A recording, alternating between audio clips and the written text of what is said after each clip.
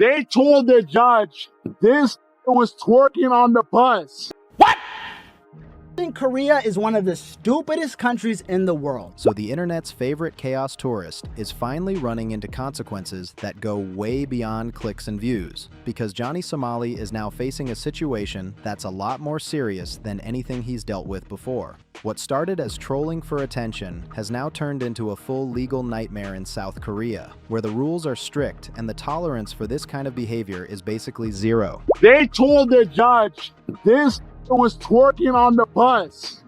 This was twerking. How is that a crime? He's reportedly looking at up to 3 years of hard labor in prison, plus 5 years on the country's sex offender registry, and that kind of record doesn't just stay local. There's a real chance this follows him back to the United States, affecting everything from travel— that's my next target. Where the can I find this one?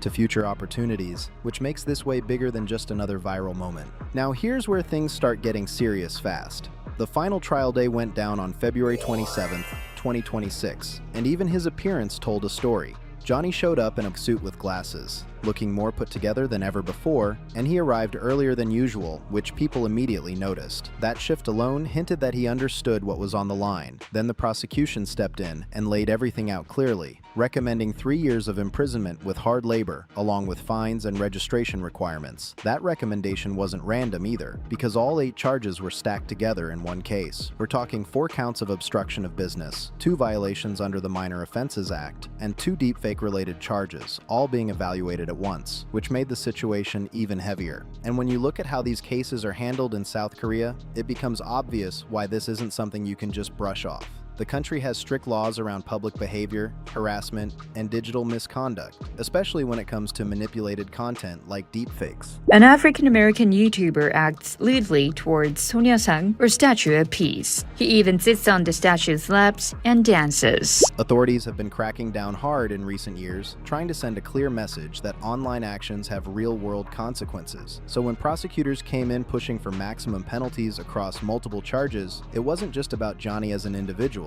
It was also about setting an example for anyone else thinking of doing the same thing for attention. On the defense side, his lawyer tried to push back and soften the situation during closing arguments. They leaned heavily on the idea that Johnny didn't fully understand Korean culture, suggesting that his actions during the shopkeeper incidents came from ignorance rather than intent.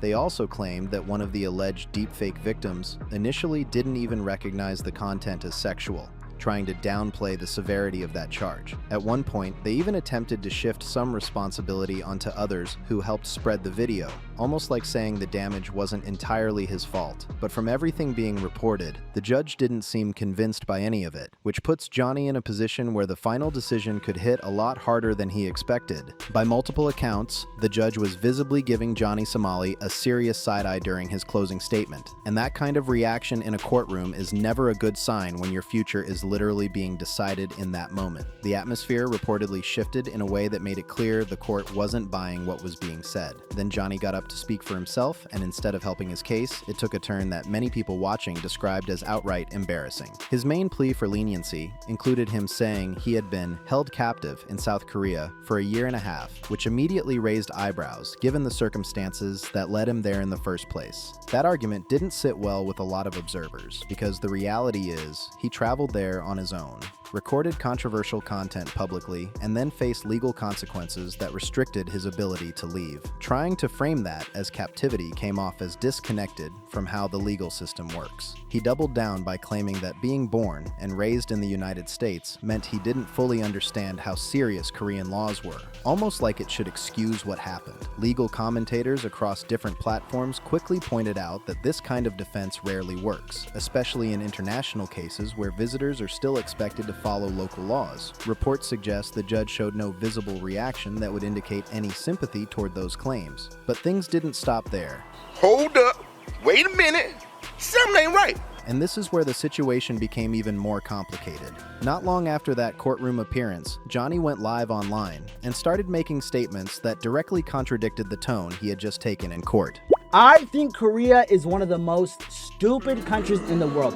I don't even think Korea is the first world. During that stream, he called South Korea one of the most stupid countries in the world, and questioned whether it even qualified as a first world nation. He went further by mocking aspects of the country's legal system and culture, and even went on a rant, touching on topics like plastic surgery, which added more backlash to an already tense situation. On the mask and the plastic surgery, majority of the here got plastic surgery. I think this country is a second world country at best, because how are you so What made this especially damaging is the timing. This all happened during the same week he was standing in front of a judge asking for leniency and understanding. Actions like that can seriously undermine any defense strategy because they suggest a lack of remorse or respect for the court. On top of that, a group often referred to as the Somali conviction team, made up of individuals who have been closely following the case, attending hearings, and documenting developments, quickly circulated those clips online.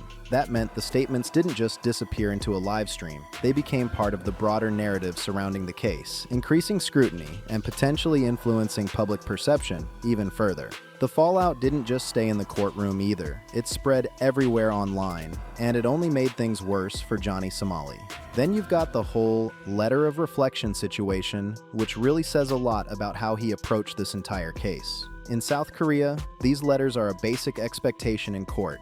They're one of the main ways a defendant shows genuine remorse and tries to convince the judge they deserve some leniency. Most people who are actually taking things seriously submit multiple letters throughout the trial, building a consistent image that they understand what they did wrong. Now compare that to how Johnny handled it. Reports say he submitted just one letter, and not only that, it came after the trial had already wrapped up. That timing alone made it look like an afterthought instead of a real attempt to take responsibility. Meanwhile, another streamer, Youngman, who was dealing with his own legal issues around the same time, took a completely different approach. He reportedly submitted 7 separate letters during his trial, showing steady effort to communicate remorse and accountability. That contrast didn't go unnoticed, and it only highlighted how differently the two cases were being handled behind the scenes. At this point, it almost feels like Johnny kept putting himself in a worse position step by step. Each move made it harder for the court to take his claims seriously, especially when there was very little on record to show consistent regret.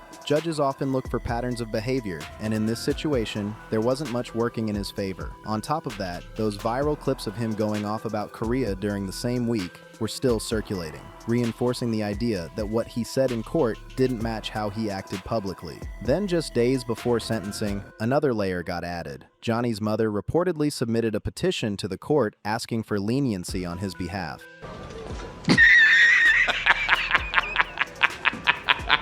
From a personal standpoint, that's understandable. Any parent would want to step in and try to help. But legally, it didn't carry much weight. Experts pointed out that the timing was far too late in the process, and since she wasn't directly involved in the case, her request didn't have formal standing. By that point, the judge had already seen everything, including the live stream moments where Johnny undercut his own apology. So now the situation is reaching a critical point. Even if the judge decides to go slightly below the prosecution's recommendation, which many analysts think could land closer to 2 years instead of 3, the consequences are still serious. This isn't just about a reduced sentence versus a maximum 1, it's about the long-term impact of everything that's happened leading up to this moment, and how every decision along the way has shaped what comes next. And this is where things go from serious to life-changing for Johnny Somali, because the prison sentence might only be part of the story. The sex offender registration in South Korea could follow him all the way back to the United States under Sex Offender Registration and Notification Act. That means the moment he lands back in the US, he could be legally required to register within just 3 days. And once that happens, it's not something you can ignore or move past easily. Employment options shrink, housing becomes harder to secure, and even basic freedom of movement can come with restrictions that affect daily life in ways most people don't fully understand until they're in it. It gets even heavier when you look at what happens if he doesn't comply. Failing to register under US law can bring a federal prison sentence of up to 10 years on top of everything else he's already dealing with. So this isn't just about finishing time overseas and moving on. It's a situation that can follow him long after the original case is closed. The consequences stack, and each layer makes it harder to rebuild anything resembling a normal life once this is all over. Then there's the prison reality itself, which is something a lot of people online have been talking about, especially because it doesn't look like what some might expect. South Korea does have separate facilities designed for foreign inmates that are more accommodating and adjusted for international prisoners. But based on how his sentence is being structured, that's not where Johnny is likely headed. The labor classification tied to his charges reportedly places him in a standard Korean prison alongside local inmates, where the expectations are very different and the environment is far less tailored to outsiders.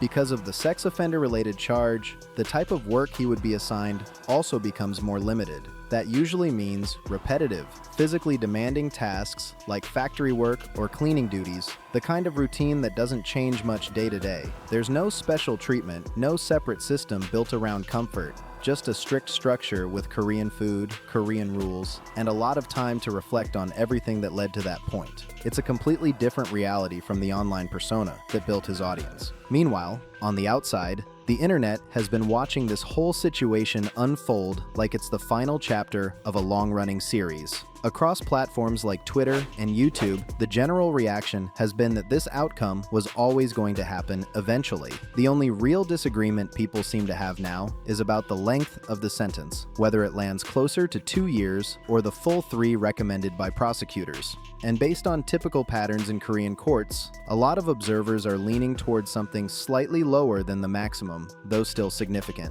At the same time, one group that keeps coming up in discussions is what people call the Somali conviction team, individuals who have followed the case closely from the beginning. They've shown up to hearings, documented developments, and kept the situation visible online. Their role in keeping attention on the case has been widely acknowledged, especially by those who believe consistent public scrutiny helped ensure that everything stayed in the spotlight as the legal process moved forward. And you've got to look at the role of the so-called Somali conviction team in all of this, because these weren't just random people commenting online. These were individuals who showed up to every single court date, sat through the hearings, took detailed notes, and even had legal documents reviewed before submitting their own materials to prosecutors and the judge back in April 2025. They weren't just watching from the sidelines, they were actively tracking the case step by step and trying to make sure nothing slipped through unnoticed. What's even more interesting is that they reportedly predicted how Johnny Somali would handle things before he actually did it. They outlined that he would likely submit an apology late in the process and argued ahead of time why it shouldn't be taken as genuine. And when you line that up with how everything actually played out, it's hard to ignore how accurate those predictions were. Every move seemed to follow a pattern that had already been called out months earlier, which only added to the perception that this situation was avoidable from the start. Because that's really what this whole case comes down to. There were multiple moments where things could have gone differently, where a different decision might have changed the direction completely.